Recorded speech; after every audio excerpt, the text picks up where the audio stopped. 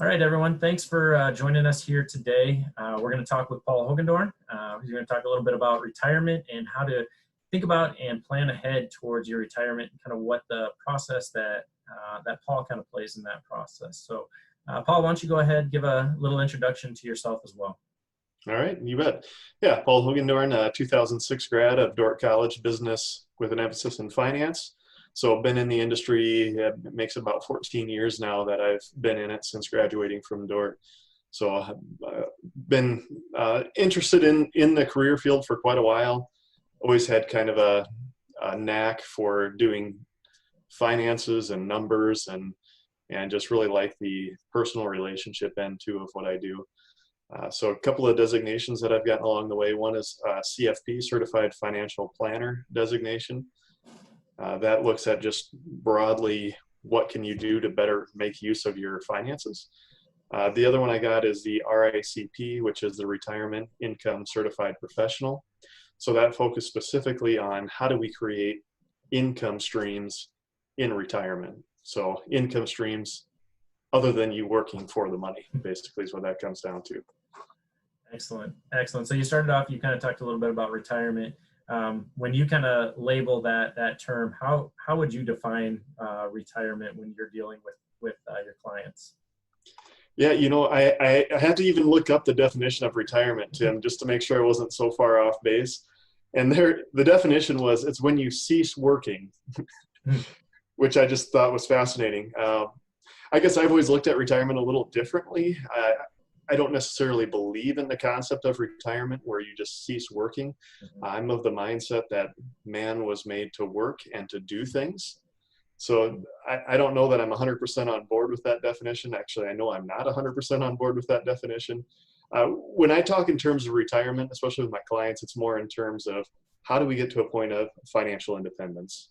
So from that, if you're not counting on your income to support you, your family, your spending needs, what would you do differently with your life? So just going for that, what I call a work optional lifestyle, where you work because you want to, not because you have to. So that just, I think, frees up a lot of choices. I've seen way too many people stuck in their jobs, and it's, a matter of their own creating that feeling of being stuck.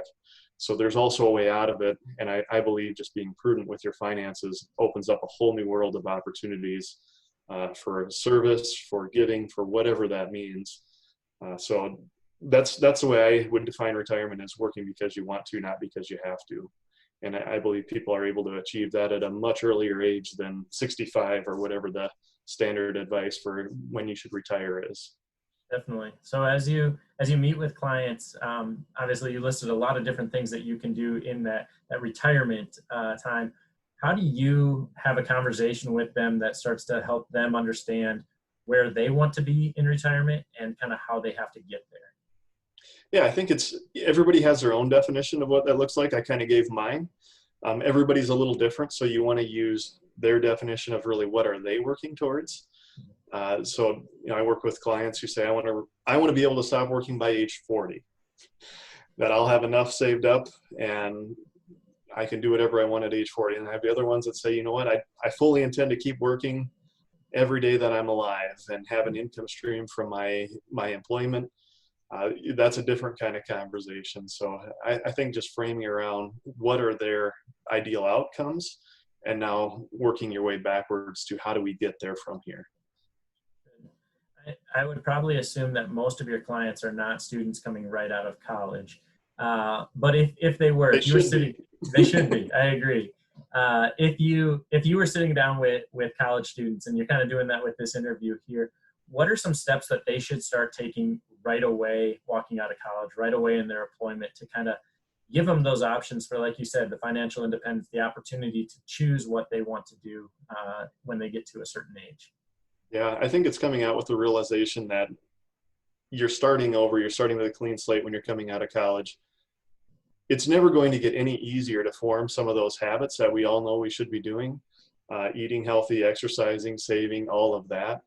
That those are some of the more formidable years. You get in that habit of saving and giving and then spending.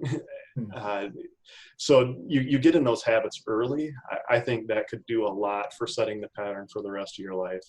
So I guess my advice for somebody coming directly out of college is simply get in the habit of living below your means, doing that giving and saving before you do anything else, because it does not get any easier. Definitely. That's very true. There's always something new that comes up to spend money on. There is always something else. That's right. Yes. So kind of along those lines then, what are some, I don't necessarily always want to call them mistakes, but what are some areas where, as you've maybe met with people, they've struggled because of choices maybe that they've made in the past, or that options they could have chosen before, that if they had done that, they would be sitting in a little bit better position? Yeah, I would say of the 50 and 60-year-old client that I start working with at that stage in life, the number one thing I hear is, I wish we would have started sooner. So you simply not getting started and being intentional about it, I think, is one of the biggest, we'll say, mistakes, that you assume, well, I'll defer this till a later date before I really get serious about it. And then you're 55 years old and it turns out you have absolutely nothing set aside, and maybe health is failing and you're not able to work like you thought you would. So that's a big factor in it. Just not being intentional about what you're doing with your money. And it really, it's a marathon. It's an ongoing thing. It's the compound effect of all these little behaviors and actions you take today, how that accumulates over time. So it's really hard to realize that well in advance. And in some people's case, unfortunately, before it's too late to really make any major corrections. So I would say it's never too soon to get started. Famous phrase in my industry is, failing to plan is planning to fail.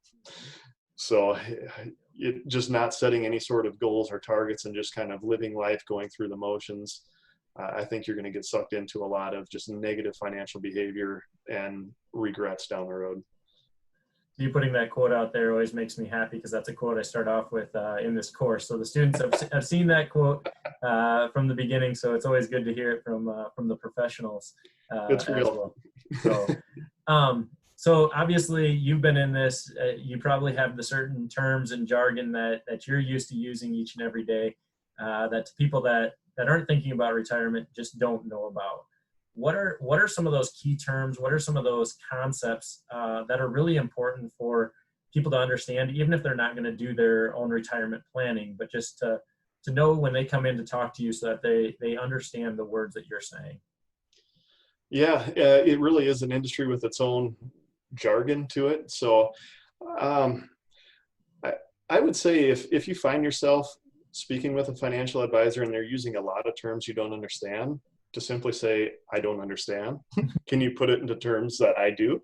I think that's an important thing. If somebody's talking way over your head, you need to just let them know, or hopefully you're working with somebody who has the heart of a teacher that can put it into more understandable concepts. But some of the things I like to go over is cash flow. So that's money coming in versus money going out. What does that look like on a regular basis? And even early on in my career, I think I underestimated the importance of cash flow and just managing that well. You can always complain about the income side of things, that's not high enough, but people often forget about the expense side of things. You tend to have a decent amount of control on the expense side, maybe more so even on the income side in a lot of cases. A few other things that I would look at for terms is, how can you get your best tax favored savings? So how do you get retirement accounts or other investment accounts that have preferred income tax treatment? That can really help your lifetime rate of return. If it turns out you get to keep all of it instead of only 60 cents on the dollar after tax, that's a really big difference. Massive difference in the number that we have to get to have a sustainable income stream. So, and you have other concepts, just like, what is a Roth IRA? What is a traditional IRA? What's a 401k? So having at least a basic understanding of retirement accounts in general and how those work, and maybe just a basic understanding of how is the tax treatment different on each one of those.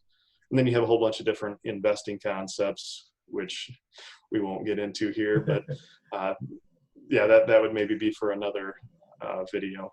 Definitely. Well, Paul, thanks so much for taking some time and just kind of opening the doors just a little bit to what does that retirement look like, and what are some of those really concrete steps that we can start right away as we go in there. So You bet. My pleasure. Thanks for having me on, Tim. have a good one. You too.